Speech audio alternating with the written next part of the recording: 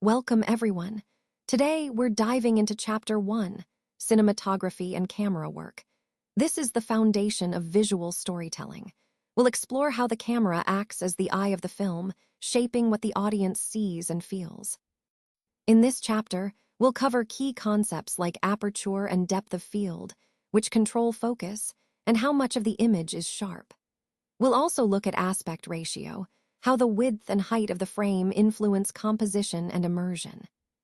Finally, we'll examine camera angles and movement, how different perspectives and motion can change the perception of a scene. So, get ready to learn how these tools craft the visual language of filmmaking. Let's start with some camera movements. Tracking or dolly shots involve moving the camera through space to follow the action, making the viewer feel like they're right there in the scene. Pan and tilt are about rotating the camera horizontally or vertically from a fixed point, which helps us scan a scene or follow movement without changing the camera's position. Handheld shots, on the other hand, can be a bit shaky, giving that documentary-like realism that makes the audience feel like they're right there with the characters. Now, moving on to lighting and exposure. These are crucial for setting the mood and clarity of your shot. The key light is your main source of illumination. It defines the primary lighting on your subject. Fill light comes into play to soften or reduce shadows created by the key light, so your subject isn't overly contrasted. Backlight helps separate the subject from the background, adding depth and dimension. And exposure, in simple terms, is about balancing the amount of light hitting the camera sensor or film, ensuring your image isn't too dark or too bright. Next, let's talk about lens choices. Wide-angle lenses are great for exaggerating depth and fitting more into the frame, which is useful in immersive scenes. Telephoto lenses, by contrast, compress distances, making things appear closer together, and create that shallow depth of field, which is perfect for isolating your subject. A normal lens, around 50 millimeters, offers a natural, eye-level perspective, what we see in everyday life. And zoom lenses are versatile because they have a variable focal length, allowing you to change your framing without changing lenses. Remember, a prime lens has a fixed focal length, offering typically sharper images but less flexibility. Finally, it's important to distinguish what we're talking about here. These are the visual mechanics of how we capture images, how the camera and lighting work together. So this is different from editing choices like cuts or dissolves, or sound design or storytelling techniques. We're focusing purely on the technical aspects of camera movement, lighting, and lens selection, which shape the visual language of our film. Depth of field is like squinting your eyes. You can focus sharply on one thing while everything else around it blurs out. It's a powerful way to draw the viewer's attention exactly where you want it.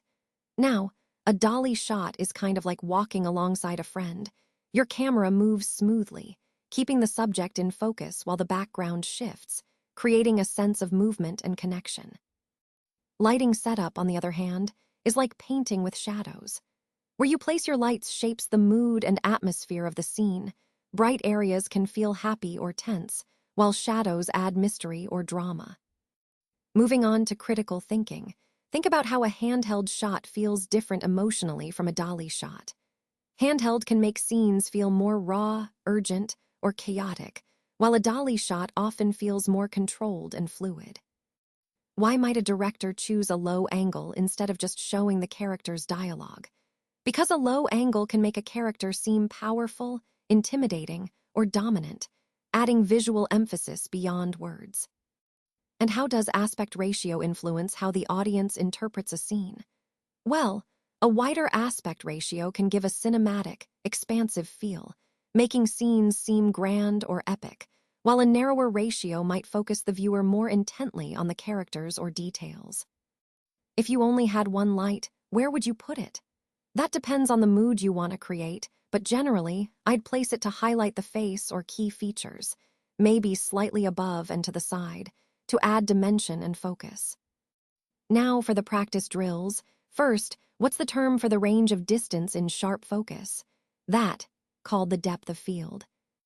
Next, what aspect ratio was used in classic TV? It's usually 4:3. What's the difference between prime and zoom lenses? Prime lenses have a fixed focal length, offering great image quality, while zoom lenses let you change the focal length, giving more flexibility on the go. Three-point lighting includes what lights. It involves a key light, a fill light, and a backlight, each serving a specific purpose to shape your subject. And finally, what's the effect of a low-angle shot? It makes the subject appear more powerful, imposing, or sometimes threatening, adding visual weight to the scene. Let's start by looking at applying different levels of framing.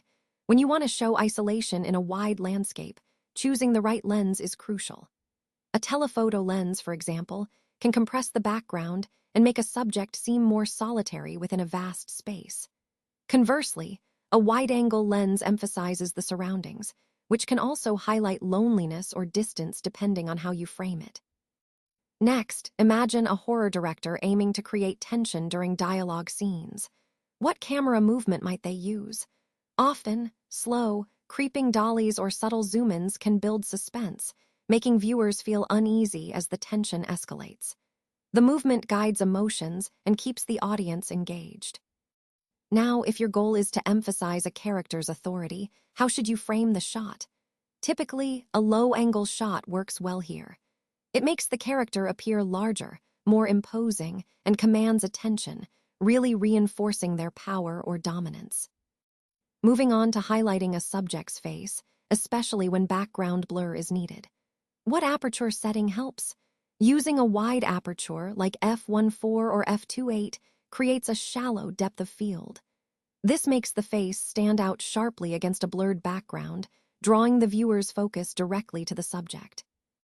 And how about lighting? How could lighting change a romantic dinner scene into a sinister one? By shifting from soft, warm lighting, think candles and gentle fills, to harsh, high-contrast lighting with shadows, you can instantly transform the mood. Shadows and stark light create a more ominous, unsettling atmosphere. Now for the flip the classroom drill, imagine you're teaching this concept. I'd say, cinematography is how films see. Aperture and depth of field control focus, lenses change perspective, and camera movement guides emotion. Lighting completes the picture by setting mood and clarity. And here's a question for you. If you had to film the same breakup scene twice, once to feel heartbreaking and once to feel empowering, what changes would you make? Think about framing, angle, and lighting. Maybe in the heartbreaking version, you'd use tight close-ups, low angles, and dim, cool lighting. For the empowering version, perhaps wider shots, brighter lighting, and more open framing would do the trick. Chapter 2 focuses on editing and montage, which are the foundation layer of filmmaking. Think of it as how movies think in time. Editing involves selecting, ordering, and joining shots to create rhythm, meaning, and story. Now, there are two main approaches that sit on a spectrum. On one end, we have continuity editing, which aims to be invisible. The goal is to make cuts seamless so viewers can stay oriented in both time and space without noticing the edits. On the other end, montage is more expressive. Here, cuts are designed to call attention to themselves, whether to compress time or to create new ideas by colliding images. If cinematography is like the eye, then editing is the brainstem. It controls the heartbeat or rhythm, the movement or packing, and even reflexes like attention. Let's look at some core concepts. First, the straight cut, which is the default transition, an instant switch from one shot to another. Then there's continuity editing or decoupage, which keeps things invisible by maintaining clear screen direction and spatial or temporal consistency. It often uses techniques like establishing shots, closer coverage, cutaways, inserts, shot reverse shot, and matching on action. Montage, on the other hand, builds meaning through juxtaposition. It can compress time, like in a Hollywood montage, or create conceptual collisions, as Eisenstein did, to generate new ideas. We also have parallel montage, or cross-cutting, where you alternate between actions happening in different places or times. This implies a relationship or simultaneity between those actions. Now, moving to transitions and time devices, dissolves or crossfades blend one shot into another, creating a soft passage of time or space. Fade-ins and fade-outs, which go to or from black, are used at the start or end of sequences and can signify larger time shifts. Understanding these tools and techniques helps us see how editing shapes the story and influences the viewer's perception. In this slide, we're exploring some key editing techniques and coverage pieces that help shape our storytelling. First up, we have the wipe, which is a stylized transition where shot B pushes or replaces shot A along a boundary line, creating a distinctive visual effect. Then, there's the iris in and iris out, classic methods where a circular mask opens or closes to reveal or hide the image, often used for a nostalgic or dramatic feel. Next, we see the jump cut, which is an abrupt edit that creates a noticeable discontinuity, usually by missing frames or time. This technique is great for adding energy or conveying unsettlement. Conversely, the match cut provides a smoother transition by linking two shots through a common graphic, action, or idea, serving as a continuity device that keeps the flow seamless. We also have the freeze frame, where the image pauses, allowing us to hold a moment for emphasis. And then, the flashback or flash forward, which reorders time through cuts, helping us tell nonlinear stories effectively. Moving on to coverage pieces, the establishing shot sets the scene, orienting us in time and place. Insert shots focus on specific details like a note or a hand on a knob, drawing attention to important elements. Cutaways serve as bridges or hide mismatches between shots, maintaining visual continuity. Reverse angle shots or shot reverse shots are crucial in dialogue scenes, establishing the spatial relationship between characters.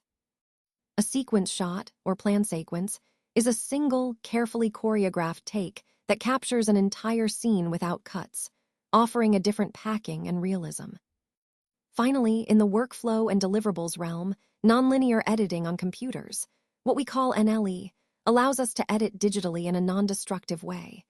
We progress through stages: rough cut, fine cut, and final cut, each bringing us closer to the finished product. After editing, we have the answer print or release print, which are the final outputs prepared for screening or distribution. Historically, we used splicing to join film strips physically, but now we layer images through split screens or superimpositions, either editorially or optically. And ultimately, post-production is the phase where picture and sound are assembled and polished into the final version we see on screen. All right, let's dive into slide 7. First, we're defining what editing is by exclusion. So when we talk about camera work, like lenses, exposure, angles, that's actually part of cinematography, not editing. Similarly, sound design and mixing, Foley, ADR, score, belong to the sound chapter. And color grading or VFX creation, such as timing and CGI, are covered under tech or SFX. That leaves us with editing as the process of selecting, arranging, and joining images to shape time, space, and meaning. Now moving to how we teach editing, think of continuity editing as a smooth highway. The lanes and signs, those are our cuts and transitions, help keep the viewer oriented so they can focus on the story, not the mechanics. Montage, on the other hand, is like poetry made of images. When we place two shots side by side, a new idea or emotion can emerge in the viewer's mind. And a cutaway is like a band-aid. It's used to cover a small wound, like a continuity error, so the scene plays seamlessly. Next, we turn to critical thinking. When does a jump cut actually help the story instead of breaking it? Sometimes, it can create a sense of urgency or rawness. How does cross-cutting manipulate suspense? By creating false simultaneity, showing two events happening at the same time in different places, we can build tension and keep the audience guessing. What do we lose when we opt for a sequence shot instead of coverage? We might sacrifice flexibility, less material to craft the scene in post. And ethically, when montage reshapes documentary reality, we need to ask ourselves, are we misrepresenting the truth? Finally, if a scene feels slow, what editing choices can help improve packing without sacrificing clarity? Cutting in tighter shots or trimming unnecessary moments usually does the trick. So, in summary, understanding what editing is and isn't helps us see how powerful these tools are in shaping storytelling and maintaining integrity. All right, let's walk through the key points on this slide. First, when it comes to practice drills involving missing checks, we're focusing on understanding recall and application. Recall-level questions ask us to define concepts in a straightforward way. For example, defining continuity editing in one sentence means explaining how editing techniques maintain spatial and temporal coherence, making the story flow seamlessly without confusing the audience. Next, we need to identify the transition that gradually blends shot A into shot B, what's called a dissolve or a crossfade. It's a smooth transition that creates a sense of time passing or a connection between scenes. Then, for maintaining spatial clarity in dialogue scenes, two common edits are the shot reverse shot and the eyeline match. These keep the audience oriented within the scene's space. Moving on to ordering the picture versions. The rough cut comes first, then the fine cut, and finally, the final cut.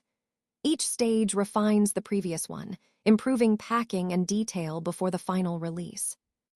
Now, what's the difference between a cutaway and an insert? A cutaway takes us away from the main action to show something else, often to cover edits or provide context. An insert, on the other hand, is a close-up shot of an object or detail within the scene, emphasizing something specific. For application-level questions, if there's a mismatched eyeline in a scene, using a shot reverse shot can often hide that error because it aligns the audience's perspective with the character's viewpoints. If you need to compress months of training into just 30 seconds, a montage is your go-to technique. It allows you to show a lot of information quickly by combining short, dynamic shots. For creating rising dread between characters in different locations, a pattern of editing like parallel editing or cross-cutting is effective. It builds tension by alternating between the scenes, making the audience anticipate the connection. And if you've locked the picture but need a theatrical copy, you'd prepare a color-graded version suitable for projection, often called a theatrical or release print. Finally, in the Flip the Classroom drill, remember that editing turns individual shots into coherent sentences, like assembling words into sentences. Continuity editing ensures the grammar is invisible, so viewers aren't distracted. Montage, as a rhetorical device, argues or emphasizes ideas through juxtaposition. Transitions and devices like cuts, dissolves, inserts, and shot reverse shot control the rhythm and guide viewer attention. The workflow starts from a rough assembly, moves through fine editing, and culminates in the final version ready for distribution. And if you're recutting a chase scene to feel faster without adding footage, you'd want to remove settling frames to eliminate unnecessary pauses, use more aggressive L-cuts to tighten the flow, and incorporate parallel montage to increase pace, all of which enhance rhythm while keeping the audience oriented and the story clear. Now let's dive into Chapter 3, which is all about sound and music. First, I want to emphasize that sound truly completes the cinematic experience. It's not just background noise. It provides dialogue, music, and effects that guide our emotions, set the rhythm, and deepen our immersion into the story. In film, sound is no longer just an accompaniment. It's an equal partner to the image. It shapes meaning and helps us remember what we saw on screen. Think of sound as the heartbeat and voice of the pyramid. While the images show us what's happening, the sound tells us how it feels, giving us that emotional connection. Moving on to the core content, these are the exam-ready bricks, so to speak. Let's talk about the different types of film sound. First, we have dialogue. That's the spoken words we hear on screen, whether it's natural conversation, ADR, which is when lines are looped or re-recorded later, or voiceover narration that guides us through the story. Then there are sound effects, or SFX. These are the noises designed or recorded to create realism, like explosions, doors opening, or footsteps. Foley is a specific kind of sound effect, but it's custom-made and synchronized to the picture. Think of the rustling of cloth or footsteps that match the actor's movements perfectly. Next is ambience or room tone. This is the background sound that helps define the space. It's what makes a scene feel lived in and real, whether it's the hum of a city or the quiet of a room.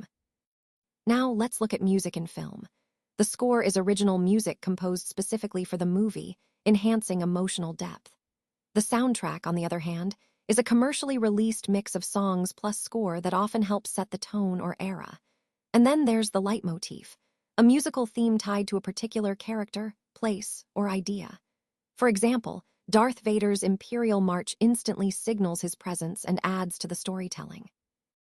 Finally, I want to clarify the concept of diegesis and source. Diegetic sound is the type that exists within the story world, meaning the characters can hear it. For instance, music coming from a radio or footsteps on the floor. This is different from non-diegetic sound, like background music added for the audience's emotional effect, which the characters don't hear. Understanding this distinction helps us grasp how sound operates within and outside the story. So, to wrap up, sound in film isn't just an add-on. It's a fundamental layer that guides emotion, deepens immersion, and shapes our understanding of the story. Now, let's talk about some key concepts in cinematic sound. First, there's non-diegetic sound, which is sound external to the story itself, like background scores or narration. It's what the audience hears but the characters do not. Then, we have internal diegetic sound, which exists inside a character's mind, thoughts or subjective sounds that give us insight into their internal experience. Moving on, when we look at the technology behind sound, we have recording and playback tech. Think of analog systems like film reels and magnetic tapes versus digital files, which are more common today. Dolby and surround sound systems create multi-channel audio environments, making the experience more immersive. Stereo sound uses 2 channels to spread audio across a space, while mono uses just 1. Dubbing is another important technique. It's when voices are replaced or added in post-production, often for translation or ADR purposes. In terms of mixing and post-production, the process involves balancing the levels of dialogue, music, and effects to create a cohesive soundscape. Sync sound refers to audio captured live on set, which is ideal but sometimes not enough. That's where looping or ADR comes in, to re-record dialogue after shooting. Effects tracks are layered sounds like wind, crowd noise, or gunfire to enhance realism. The final mix is the completed audio ready for distribution, blending all these elements seamlessly. Now, to clarify what we're focusing on here, this isn't about camera choices or editing rhythms, nor is it purely about music theory like melody or harmony. Instead, we're zooming in on sound as a storytelling tool. How it's created, classified, and used to shape the cinematic experience. That's the core idea we want to understand. All right, let's dive into slide 11. First, we're exploring the concept of teaching the content by explaining it in our own words and rebuilding the structure. We'll start with diegetic versus non-diegetic sound. Imagine you're at a party and you hear a song playing, you're part of the scene, so that's diegetic sound. Now, if that same song is added later just for the audience to hear, like background music in a film, that's non-diegetic. It's a crucial distinction because it affects how we perceive the scene. Next, Foley. Think of Foley as a kind of live sound cosplay. An artist creates or mimics real-world noises, like footsteps, clinking glasses, or rustling clothes, to sync perfectly with what's happening visually on screen. It's all about adding that layer of realism. Then we have surround sound.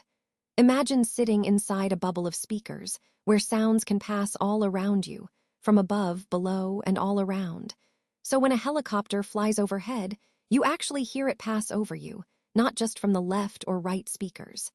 It creates an immersive experience that pulls us right into the scene. Moving on to critical thinking, this is where we apply what we've learned. Why might a director choose to remove sound altogether in a scene? Well, sometimes silence is powerful. It can build tension, highlight emotion, or make us focus more on the visuals. How does non-diegetic music manipulate our emotions without us even realizing? It's because music influences our feelings subtly, guiding our reactions without drawing attention to itself. Now, what about dubbing?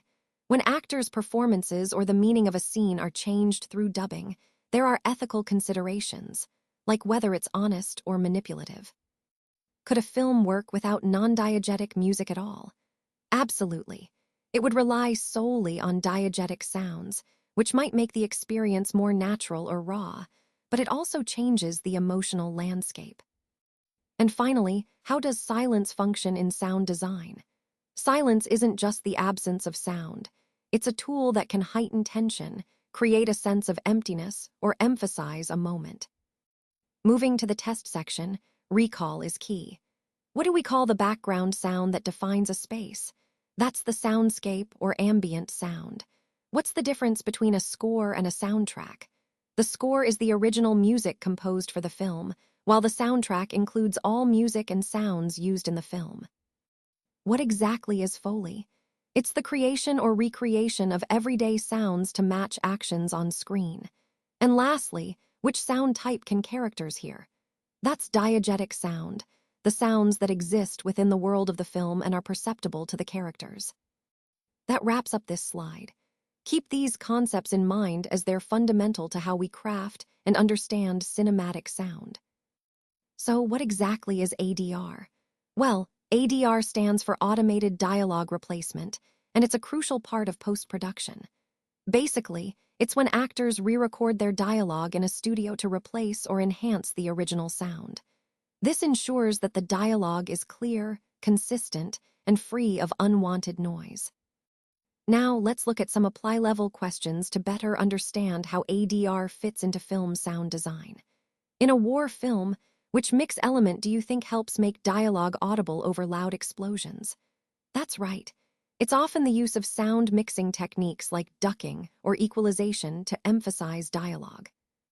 Next, imagine a horror scene where all the sound drops out just before a scare. What's the effect of that silence? It heightens suspense and makes the sudden sound or visual jump even more shocking. If you're working on a French film and want to make it accessible for English-speaking audiences, what process would you use? That's right, dubbing or subtitling. These processes help bridge language barriers and make the story understandable worldwide. Now, think about a composer who repeats a short melody whenever a villain appears. What's that called? That's a musical motif or a leitmotif, which helps reinforce character or theme through music. And finally, how can a surround sound mix make an audience feel inside a storm? By carefully placing sounds around the listener, like wind, thunder, and rain, so they feel immersed in the environment, creating a powerful sense of presence. This brings us to our Flip the Classroom drill. Remember, film sound isn't just background noise, it's a storytelling layer. Dialogue helps move the plot, effects add realism, and music evokes emotion. The distinction between diegetic sound, which belongs in the story world, and non-diegetic sound, like background music, is vital. So I want you to think about what would happen if you removed all the music from a favorite film and only kept the diegetic sounds. How would that change your experience? Would it make the story feel more raw, more realistic? Or would it feel weaker or just different? Think about why sound design choices matter so much in shaping how we perceive a story. Let's dive into Chapter 4, where we explore film formats and technology. Think of this as the foundation layer, the body of the pyramid, that holds everything together. Film formats and technology define the physical and digital containers that movies live in. They influence how films are shot, projected, stored, and viewed. From the early nitrate reels to today's digital cinema packages, or DCPs, each format shapes not just the image quality, but also the history and economics of film. It's essential to understand that without the right container, the creative vision can't survive or reach audiences effectively. Now, moving into the core content, these are the bricks that prepare us for exams and deepen our understanding. Starting with film stock and physical formats, early on, we used nitrate film, which was highly flammable. That was phased out mid-20th century for safety reasons. The safer replacement for nitrate is celluloid or acetate. When it comes to gauge sizes, we have 16, 35, and 70, with wider film offering higher resolution and more detail. And for ultra-high clarity and immersive experiences, IMAX uses large format 70 with special projection systems. Next, aspect ratios and standards shape the framing we see on screen. The classic silent and early sound films used the Academy ratio of 1:33:1.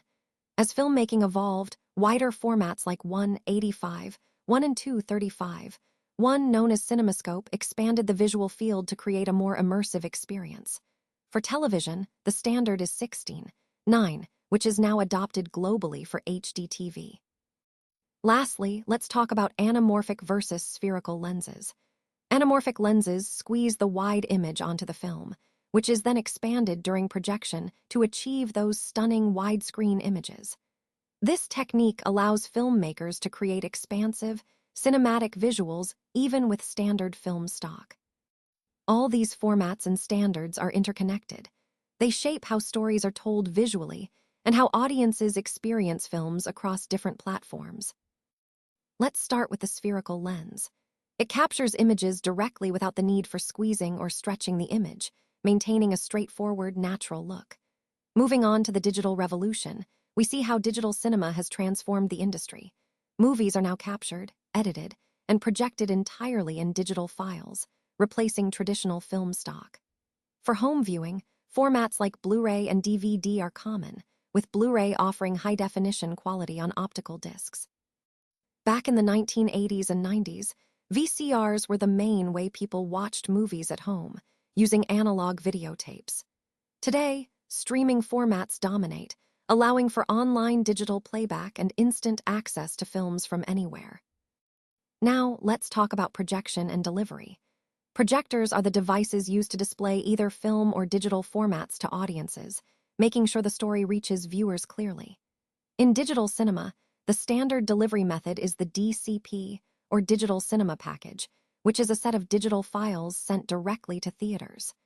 During the film era, physical release prints were used, actual copies of the film that would be shipped to theaters. Moving to the next point, when we define by exclusion, we're clarifying what this chapter isn't about. It's not focused on how images are framed or lit, that's cinematography. It's also not about storytelling techniques, narrative structures, or genre choices. Nor does it cover editing or montage decisions.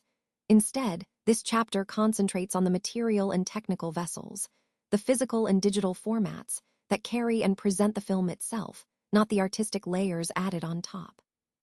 Let's start with film gauge. Think of it like image resolution in photography. A 16mm film is comparable to a smartphone picture, quite accessible and less detailed, while 70mm is akin to a high-end DSLR shot, offering much richer detail and clarity. This difference impacts the visual experience significantly. Next, the anamorphic lens. Imagine taking a widescreen photo, squishing it into a square, and then stretching it back out. That's essentially what anamorphic capture does. It allows filmmakers to create those expansive, cinematic widescreens on standard lenses, giving a unique aesthetic to the image. Now, comparing DCP, or digital cinema packages, to 35mm prints is like the difference between sending a digital playlist and mailing a vinyl record. DCPs are convenient, efficient, and easy to distribute worldwide, whereas 35mm prints are physical and involve more logistics but have a nostalgic, tangible quality. Moving on, let's consider some critical thinking questions. First, are artistic choices tied to format? Absolutely. For instance, 16mm often has a grittier, more textured look, which can evoke a raw, gritty feel compared to the cleaner digital HD. The format influences mood and tone. Second, how did home video formats like VHS, DVD, and Blu-ray change Hollywood's economics? They opened new revenue streams, expanded audiences, and made films more accessible, fundamentally shifting the business model from theatrical-only to home consumption. Third, what risks come with digital-only film storage and distribution? Digital formats can be vulnerable to data corruption, obsolescence, or hacking, which threaten the longevity and security of film archives and distribution. Fourth, how does aspect ratio influence audience perception? A wider aspect ratio can create a sense of grandeur and scale, while a narrower, more intimate ratio can foster closeness and personal connection with viewers. Finally, if streaming becomes dominant, what might we lose from the theatrical experience? We could lose the immersive scale, the shared social atmosphere, and the tactile, physical connection that comes with viewing on a big screen in a theater. Now on to the test questions. Recall level. What was the danger of nitrate film stock? It was highly flammable and prone to catching fire, which made preservation risky. Which lens squishes images for widescreen projection? That's the anamorphic lens. What's the standard aspect ratio for HD TV? It's 16:9. What is the gauge size of IMAX 70 film? It's 70. And what digital format is used to send films to theaters? Usually, DCP or digital cinema package. At the apply level, if you're restoring a 1930s film, you might face challenges like deteriorated nitrate stock, which is flammable and fragile. If a director wants a panoramic desert scene with maximum scale, you'd likely choose a large format like IMAX 70 or an anamorphic lens to capture that expansive, immersive feel. So, what are some reasons a filmmaker might still choose to shoot on 16 film today? Well, despite the rise of digital, 16 offers a distinct aesthetic, grainier texture, a nostalgic feel that many directors find creatively inspiring. It also provides a tactile experience that digital simply can't replicate, giving a unique look and feel that can enhance storytelling. Plus, 16 is often more affordable than larger formats like 35 more IMAX, making it accessible for independent filmmakers or projects with tighter budgets. Now, when it comes to distribution, especially for a distributor delivering movies worldwide, choosing the right format is crucial. Today, digital files are the clear winner because they can be sent electronically. No need to ship physical reels, which saves time and reduces costs. Digital formats, like DCPs, are standardized and compatible with modern theaters globally, ensuring that a film looks consistent everywhere. And how does this transition from physical prints to digital files impact piracy risks? Moving to digital makes it easier to copy and distribute films illegally, which introduces new challenges for protecting intellectual property. While physical reels could be physically stolen or duplicated, digital files can be hacked or leaked online more easily. So, the industry has to implement strong encryption and digital rights management to combat these risks, which is a whole new aspect of film security. Now, for the flip the classroom activity, think about how re-releasing a classic film in a different format, say in IMAX, streaming, or VR, would change the viewer's experience. Imagine watching a beloved film in VR. It could immerse you completely in the environment, making you feel like you're part of the story. Or, re-releasing it in IMAX could heighten the visual spectacle, emphasizing scale and detail. Each format alters how stories are told and experienced, reinforcing that technology isn't neutral. It shapes our perceptions and memories of cinema. Welcome to Chapter 5, Special Effects and Animation. In this section, we're diving into how filmmakers push the boundaries of reality to create amazing visuals. Special effects and animation allow us to see things that are impossible to capture in real life: monsters, fantastical worlds, illusions, and they have evolved tremendously with technology. From simple stop-motion creatures to cutting-edge CGI, the goal remains the same: to expand our imagination and bring stories to life in ways we couldn't before. Think of this chapter as the magic behind cinema, the sparks that make movies feel larger than life. Now let's explore the core concepts. First, practical effects, which are effects created directly on set. For example, miniatures or models. These are scaled-down versions of sets or vehicles, like the spaceships in Star Wars. Then, animatronics. These are mechanized puppets or robots, such as the dinosaurs in Jurassic Park, which bring creatures to life with movement and detail. Makeup and prosthetics are also vital. They physically transform actors to become monsters, aliens, or other characters. Pyrotechnics involve real explosions or fire effects happening on set, adding authenticity to action scenes. And we have matte paintings or matte boxes, which are painted backdrops or masked areas used to combine different images seamlessly, creating immersive environments. Moving on to optical effects, which come from the film era, these techniques helped create visual illusions before digital was around. An optical printer is a tool that rephotographs film to layer images. Think dissolves, titles, or composite shots. Superimposition is layering two or more images on top of each other, creating a superimposed effect. Rear projection and front projection are methods where actors are filmed against pre-recorded backgrounds, allowing for complex scenes like driving or flying without needing to build full sets. Lastly, Double exposure involves exposing the same piece of film twice to combine two shots into one, which can create ghostly or surreal effects. Together, these techniques form the foundation of visual storytelling, allowing filmmakers to craft worlds and effects that captivate audiences. They reflect the ongoing evolution of cinema's magic, blending artistry and technology to expand what's possible on screen. Let's talk about some of the key tools used in digital and CGI creation. First, we have computer-generated imagery or CGI, which involves creating fully digital environments, creatures, or effects that can be seamlessly integrated into films or videos. Then there's green screen or blue screen technology, also known as chroma key. This technique allows filmmakers to remove the background and replace it with digital environments, making it look like the actors are in entirely different worlds. Next, we have motion capture, or mocap, which is a fascinating process where actors' movements are recorded and translated directly onto digital characters. This is how some of the most realistic animated characters are brought to life. Moving on, compositing is another crucial step. It involves combining multiple digital image layers into one cohesive shot, creating complex scenes that would be impossible to film practically. Now, shifting to animation techniques, stop-motion animation involves manipulating models frame by frame, like in Wallace and Gromit. Claymation takes this a step further using clay figures. Then there's cell animation, the classic hand-drawn style on transparent sheets, famously used by Disney. Rotoscoping is a technique where artists trace over live-action footage to create animated sequences, giving a smooth and realistic look.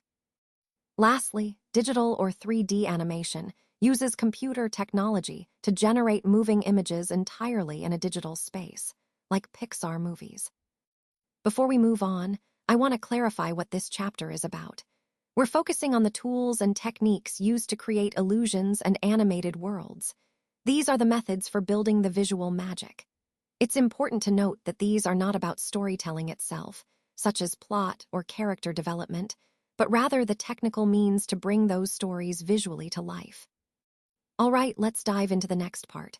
When we talk about teaching effects, it's all about explaining them in your own words and rebuilding the structure to really understand how they work. Imagine stop-motion animation. Think of it like making a flipbook with toys. You move them just a little, take a picture, then repeat until they appear to walk or perform actions. It's a meticulous process, but produces a charming, tangible effect. Now, picture a green screen. It's like replacing the background of a birthday party photo with something iconic, like the Eiffel Tower.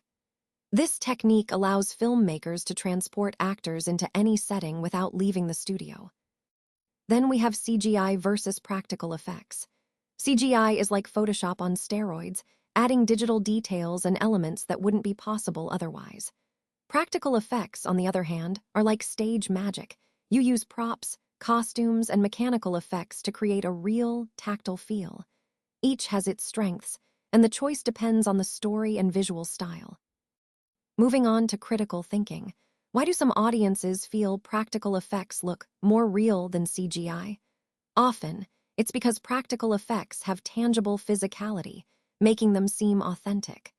But digital recreations of deceased actors bring up ethical questions. Should we be recreating someone's likeness without their consent? It's a complex issue about respect and ownership over their image. Next, consider how the animation style, whether hand-drawn or 3D, sets the tone of a story. Hand-drawn can feel more whimsical or nostalgic, while 3D tends to be more realistic and modern. Also, too many effects can actually break immersion, distracting viewers rather than immersing them. And budget plays a key role. A bigger budget might allow for high-end CGI, while a smaller one might rely on practical effects or simpler animation styles. Finally, let's look at some quick test questions. Do you remember which device rephotographed film to make composites or dissolves?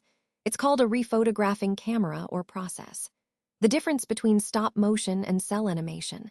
Stop motion involves physically moving objects frame by frame, while cell animation uses painted transparent sheets over backgrounds. And motion capture? That's a technique where actors' movements are recorded and then translated onto digital characters. Lastly, To remove a background digitally, we use tools like chroma key. Think of it as a digital green screen removal. That's a quick overview. These concepts are all about understanding how different effects shape storytelling and audience perception. Great question. The technique that used painted backdrops to extend environments was a common practical effect in the early days of filmmaking. Artists would paint detailed backgrounds that seamlessly blended with the live action, creating the illusion of vast or fantastical worlds without needing to build enormous sets. This method was especially crucial before digital effects became available, allowing filmmakers to craft immersive environments efficiently. It highlights how practical effects relied on artistry and craftsmanship to enhance storytelling. This technique really demonstrates the ingenuity and resourcefulness of early filmmakers in expanding the visual scope of their stories, setting the stage for the digital innovations we see today. All right, let's dive into Chapter 6, which is all about narrative and genre. Think of this as the foundation layer of filmmaking. Big picture, narrative and genre are like the DNA of storytelling in film. Narrative is essentially how the events are arranged and presented to us. Genre, on the other hand, is the set of shared expectations, styles, and themes that shape how audiences understand what they're watching. Together, they give a film its structure and identity. Imagine this chapter as the skeleton of a pyramid, the bones that support everything else. Cinematography, editing, sound, and effects are like the muscles and skin, but without narrative and genre, the body just wouldn't have its shape. Now, moving into the core content, let's start with narrative basics. First, story versus plot. The story is everything that happens, all the events, both explicit and implied.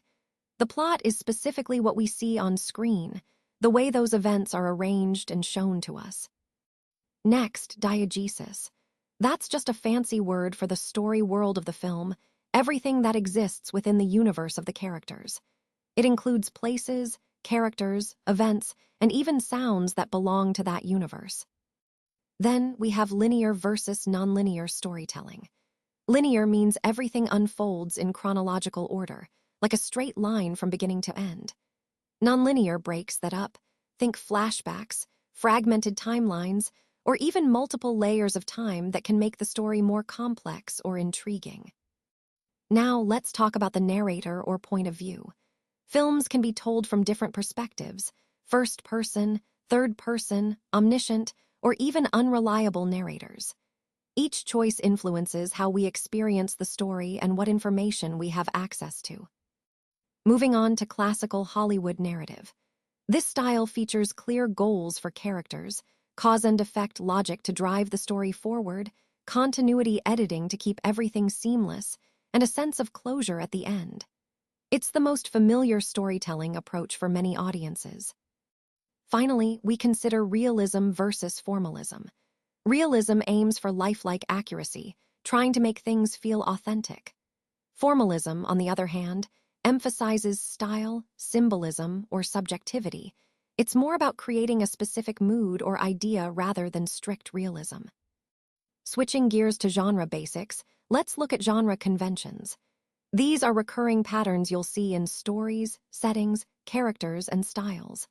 For example, Westerns often feature cowboy hats, rugged landscapes, and themes of frontier justice. In summary, understanding these core concepts helps us see how films are built and how they communicate with us. Narrative and genre are what give films their structure and personality, shaping our experience and expectations as viewers. So let's talk about some key concepts in genre and style. First up, hybrid genre. This is when two genres are combined, like in sci-fi horror films such as Alien, which blend science fiction with horror elements to create something unique. Then, we have subgenres, which are smaller categories within a larger genre. For example, within comedy, you might have romantic comedy, so it's a more specific type that still shares the core traits of comedy. Next, iconography refers to the visual symbols that are strongly tied to a genre. Think of noir films with their signature shadows or horror movies with knives. These symbols immediately evoke a particular genre vibe. Moving on, auteur theory is about how a director's personal style can influence and shape genre norms. Essentially, A director's unique vision leaves a recognizable mark on the genre they work within. And just to clarify what we're not focusing on here, this chapter isn't about the technical tools like cameras, formats, sound, or acting performances. Instead, we're concentrating on story structure and how genres are framed and understood through narrative elements. So, understanding these concepts helps us see how films communicate their genre identity and how creators play with those expectations to innovate or reinforce genre conventions. Let's talk about story versus plot. Imagine you're reading a mystery novel. The story is everything that happens. It's the entire sequence of events, including the backstory that sets the scene. The plot, on the other hand, is just the order in which the author reveals that information to you. So, the story is the full picture, while the plot is how that picture is presented to keep you engaged. Now, moving on to genre conventions. Think of genres like a recipe. For example, Westerns typically need cowboys and deserts, just as pizza needs dough and cheese. These conventions give us familiar markers that help us quickly understand what kind of story we're about to experience. Speaking of genres, film noir is a perfect example. It's like a nightmare version of the detective story, where everyone seems guilty, shadows dominate the visuals, and the atmosphere is tense and dark. Shadows in film noir aren't just visual, they often tell half the story, hinting at secrets and moral ambiguity. Let's consider some critical thinking questions. How does breaking the linear structure, like using nonlinear timelines, change how the audience engages with a film? Usually, it creates a more interactive experience, encouraging viewers to piece things together and stay attentive. Can a film belong to multiple genres without confusing viewers? Absolutely. Hybrid genres can be exciting and fresh, as long as the blending makes sense and enhances the story rather than complicates it. When does following genre conventions help a story? It often strengthens it by meeting audience expectations and providing familiarity. But if conventions are overused or predictable, they can make a film feel cliché or uninspired. What about filmmakers who deliberately subvert or parody genre tropes? They can create fresh, thought-provoking works that challenge our expectations and offer new perspectives. And finally, are documentaries always truthful? Not necessarily.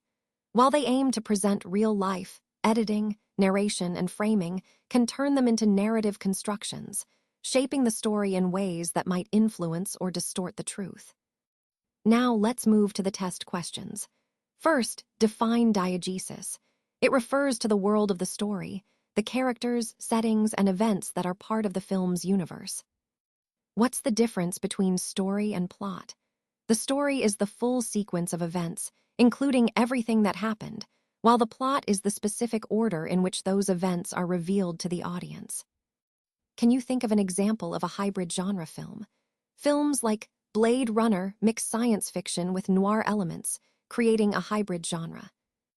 What's the hallmark visual style of film noir? High contrast lighting with lots of shadows. Think stark black and white imagery that enhances the mood of mystery and moral ambiguity. And finally, what's a key convention of the classical Hollywood narrative? It's the cause and effect logic, where the story progresses through clear goals, obstacles, and resolutions, guiding viewers smoothly through the narrative. When we talk about applying a certain level, it's important to think about how genres shape our expectations. For example, if you're writing a courtroom drama but then add zombies into the mix, what genre does that become? It's a blend, right? It challenges the usual boundaries and creates something fresh. Similarly, if a director uses flashbacks and scenes out of order, what kind of narrative structure are they employing? That's often called a nonlinear structure, which can add complexity and intrigue to storytelling. Now consider a film that ends without clear resolution, leaving questions open. How does that break the traditional or classical narrative norms? Well, usually, stories wrap things up neatly, but here, it invites viewers to think and interpret beyond what's shown. Moving on, how does anime as a medium blend genre differently than Hollywood animation? Anime often mixes genres within a single series, combining action, romance, horror, and more. creating a unique, layered experience that's quite different from the more genre-specific approach you often see in Hollywood animation. And if an auteur-director repeatedly bends genre expectations, how does that shape their reputation? It positions them as innovators, pushing boundaries and challenging conventions, which can make their work stand out and influence the industry. Now, for our Flip the Classroom drill, think about this. If you were asked to create a new genre, what 2 or 3 genres would you fuse? And what conventions would you want to keep or discard? Remember, narrative is like the skeleton of a film. Story and plot define what happens and how it's told. Genres are traditions that set expectations, like noir's shadows, horror's suspense, or romantic comedy's banter. Together, they give filmmakers a framework to work within or to challenge. Filmmakers often play inside these boundaries or push against them to surprise us, comfort us, or even provoke us. So, I encourage you to think creatively. What new genre could you invent by blending existing ones? And what conventions would you choose to keep or discard to make it unique? Let's dive into the foundation of industry and culture in film. First, it's important to recognize that film is not just art, it's also a powerful industry and cultural force. The way movies are financed, produced, regulated, and distributed has a huge impact on what audiences see and experience. For example, think about the Hollywood studio system or Bollywood blockbusters. They're both shaped by these industry structures. Censorship codes and modern streaming platforms also influence which stories get told and how they circulate around the world. This chapter is like the base stone of a pyramid. It's all about the marketplace and society that make filmmaking possible. Without these industry frameworks and cultural influences, films wouldn't be the global phenomena we know today. They'd just be isolated art pieces. Moving into the core content, let's look at Hollywood and the studio system. Back in the early to mid-20th century, the studio system was dominant. Studios controlled everything: production, distribution, and even exhibition through vertical integration. This meant they had a lot of power over how movies were made and shown. A key moment in this history was the Paramount Decree of 1948, when the U.S. government ruled that studios had to sell their theaters, breaking up that vertical control. This was a major shift in how Hollywood operated. Since the 1970s, a new model emerged: the blockbuster. These are big-budget, mass-market films like Jaws or Star Wars, usually action or sci-fi, designed to appeal to a wide audience and generate huge box office returns. Now, looking globally, we see a rich variety of cinemas and movements. Bollywood, India's film industry, is renowned for its musicals, melodramas, and its reach across the globe. It's a vibrant part of world cinema. Japan's anime industry is also distinctive, with a unique animated style and a dedicated fan culture. Anime doesn't just entertain, it's a cultural phenomenon with its own genres and storytelling traditions. Finally, European art cinema tends to emphasize realism, ambiguity, and the creative vision of the director, what we often call auteurship. These films tend to be more experimental and focused on artistic expression, contrasting with the commercial Hollywood model. All these different cinemas and movements illustrate how diverse and interconnected global film culture is, shaped by industry structures and cultural forces that influence what stories are told and how they're received worldwide. Now, let's move on to some key movements in political filmmaking, starting with Third Cinema. This refers to films from Latin America, Africa, and Asia that emphasize resistance and independence. These filmmakers use cinema as a tool to challenge colonialism, imperialism, and oppressive regimes, giving voice to marginalized communities and promoting social change. Next, let's talk about regulation and censorship. In Hollywood, from the 1930s to 1968, the Hays Code was in place, imposing strict guidelines that banned explicit sex, profanity, and what was considered immoral content.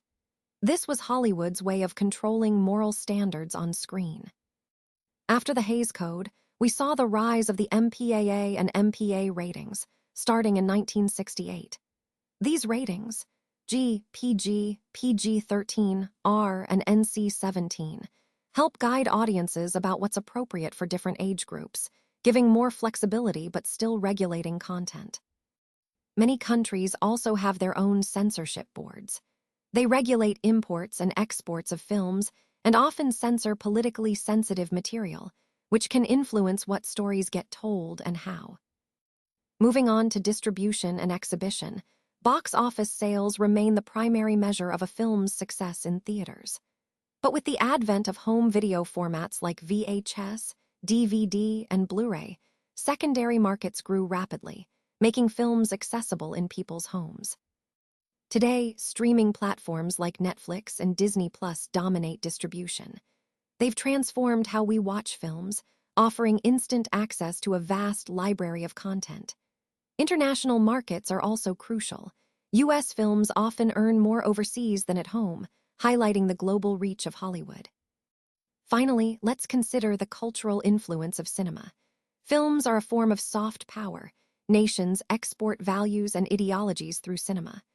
Hollywood has long been dominant, but the Korean wave shows how other national cinemas are gaining global influence. Cinemas also reflect cultural identity, showcasing local histories, languages, and struggles. And industry practices around representation and inclusion influence whose stories are told and how different groups are portrayed, shaping perceptions and social narratives. And just to clarify, when we define cinema, it's important to note that we're excluding the artistic craft, things like camera work, editing, sound, or special effects. Those are essential, but they're not what define the political, cultural, or regulatory aspects we're focusing on here. When we look beyond just narrative structures or genres, we see how industry pressures influence what films are made and how they're received. This chapter focuses on the economic, political, and cultural systems that shape the entire film landscape. Think of the studio system like a monopoly supermarket. They owned everything. Think of it as owning the farm for production, the trucks for distribution, and the stores for theaters. This means they had control over almost every aspect of filmmaking and distribution. Then there's the blockbuster model, which is like betting on one giant lottery ticket instead of many small ones.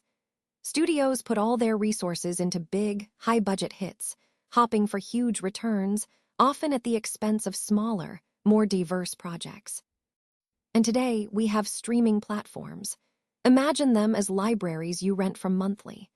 They offer instant, wide access to a vast array of films, but this access is controlled by licensing deals, which can influence what gets seen and how. Now, thinking critically, how does globalization change the kind of films that get made? Well, it broadens the audience, but also pressures filmmakers to create content with international appeal, sometimes at the cost of local or independent voices. What happens to smaller, independent films in an industry dominated by blockbusters and streaming algorithms? They often struggle to find a place, as the system favors big hits and algorithm-driven content that appeals to mass audiences. Should governments regulate film to protect cultural identity? Or should we leave it to free markets? That's a key question, as regulation can help preserve cultural diversity but might also limit creative freedom.